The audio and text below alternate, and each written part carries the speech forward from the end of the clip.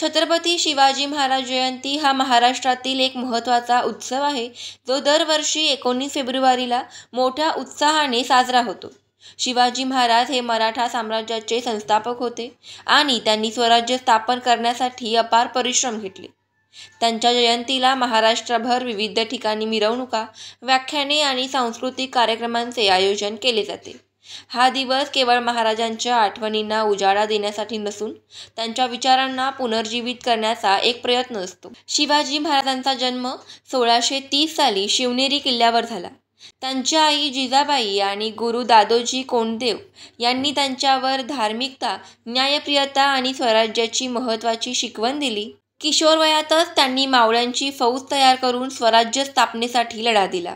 अफजल खानाचा वध, तोरणा किल्ला जिंकणे आणि आग्र्यातील सुटका या त्यांच्या धाडसी कृत्यामुळे ते केवळ महाराष्ट्रातच नव्हे तर संपूर्ण भारतात वीरता आणि युद्ध कौशल्य यांचे प्रतीक बनले. शिवाजी महाराजांनी प्रशासनातही नवे प्रयोग केले. त्यांनी लोककल्याणासाठी धोरणे राबवली, शिस्तबद्ध लष्कर उभारले आणि हिंदवी स्वराज्याची संकल्पना प्रत्यक्षात आणली. ते एक आदर्श राजा होते, ज्यांनी आपल्या प्रजेसाठी न्याय आणि सुरक्षितता याला प्राधान्य दिले. त्यांच्या युद्धनीतीतील गनिमा काव्याला अनन्यसाधारण महत्त्व होते, ज्यामुळे त्यांनी अनेक शक्तिशाली शत्रूंवर विजय मिळवला.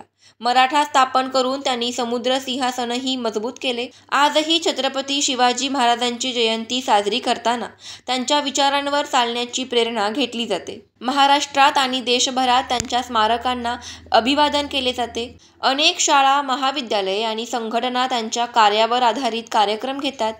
त्यांच्या जयंतीला एकता, स्वाभिमान आणि न्यायासाठी उभे राहण्याचा संदेश दिला जातो. शिवाजी महाराज हे एक फक्त कालापुरतेच मर्यादित न राहता आजही लाखो लोकांसाठी प्रेरणास्रोत आहेत.